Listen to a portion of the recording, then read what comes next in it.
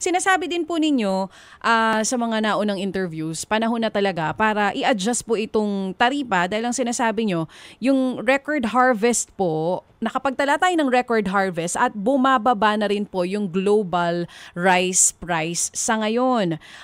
Paano po yan makakatulong para hindi po malugi yung farmers natin at hindi naman po maapektuhan ng husto ang consumers? Kasi syempre pagka nangyari po yan, ang ikinababahala rin po ninyo for sure is this is for the farmers, pero paano naman yung consumers natin? Pinipilit nga po nating ibaba yung presyo ng bigas. Paano po ninyo lalaruin yun ngayon?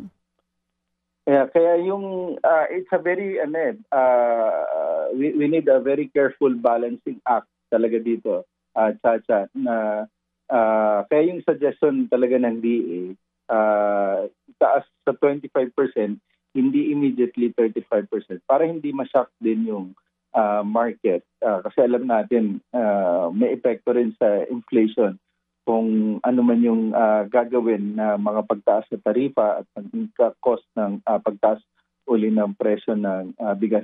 Kaya lang, ang maganda kasi rito ngayon, nabanggit na rin natin na maganda yung naging harvest natin itong first semester, lalo na nung dry season. Pumalo yan ng 9.08 million metric tons ng palay. That's a new record harvest natin. And at the same time, sobra ring dami na pumapasok na imported na bigas. In fact, merong isang buwan, May, kung di ako nagkakamali, na lampas 500,000 metric tons yung pumasok sa isang buwan lamang. Kung titingnan kasi natin, pag lumampas ng 350,000 metric tons sa isang buwan, talagang sobrang dami ng pumapasok. Kasi alam naman natin sa RTL, basta nagbabayad ng buwis, walang limit kasi inalis na yung quantitative restriction sa pagpasok ng imported na bigas. Kaya kasabay ng rekomendasyon ng DA na itaas muli to 25% and eventually to 35% yung taripa sa bigas, isa rin sa mungkahi ay itigil pansamantala yung importasyon ng bigas. Lalo na palapit na kasi rin yung anihan. Sa ibang area, mid-August mag-start na yan. Especially for early planters. At magpipik yan September, October nung anihan. So kung magkakaroon ng pansamantalang pagpigil sa importasyon, makakabawi rin yung presyo, yung tinatawag natin na farm gate price ng palay sa ating mga magsasaka. But then again, there needs to be a careful balancing act between our consumers and our farmers. Oo, yun nga po yung kanina nyo pa binabanggit na careful balancing act. Pero may binigay po na datos ito pong PhilRice. Ang sinasabi po nila, nasa 11 pesos and 50 centavos per kilo ang average price ng fresh palay. Sa ibang lugar daw po, bumababa daw po yan ng 6 pesos per kilo.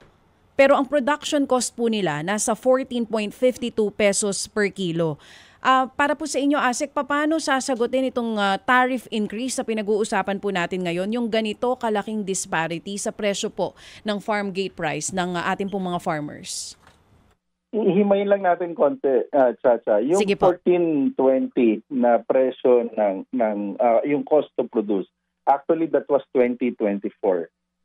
Na-record yan na mataas dahil last year mataas ang presyo ng palay. 23.33 on average ang presyo ng palay. At ang nag-cost ng pagtaas ng production cost ay yung harvesting. Yung doon sa binabayad sa pag-harvest, lalo na doon sa mechanical harvester. Kasi ang binabayad dyan palay, hindi cash. Yung tinatawag nila na ikapu or yung 9 to 10%. At pag ang binayad mo palay, mahal ang palay, nung time nga na yun. Kaya tumaas yung cost to produce. But nevertheless, yung 2023 nasa 13 pesos yan. Ngayong taon, posibleng bumaba yan dahil mura nga yung palay.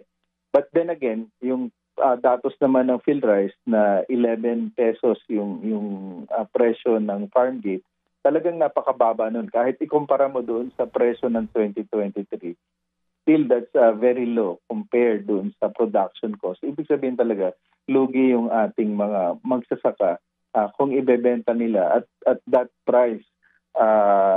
Yun yung sinusubukan natin na isolve sa pamamagitan ng temporary stoppage ng importasyon at itaas nga yung taripa from 15 to 25%. Kasi sobrang dami ng bigas ngayon. Plus, yun nga, napakamura din ng imported na bigas. Record harvest ang Pilipinas, record harvest ang India, ang Vietnam, napakarami rin ng harvest ng palay. So kung maraming palay, bigas na napuproduce ngayon, it should go somewhere else. Tayo sa Pilipinas, wala tayong restrictions sa pagpasok basta nagbabayad ng buwis. Kung tutuloy-tuloy yan, lalo pang babagsak ang presyo ng bigas, ng imported rice, at lalong mahihirapan ang ating mga magsasaka.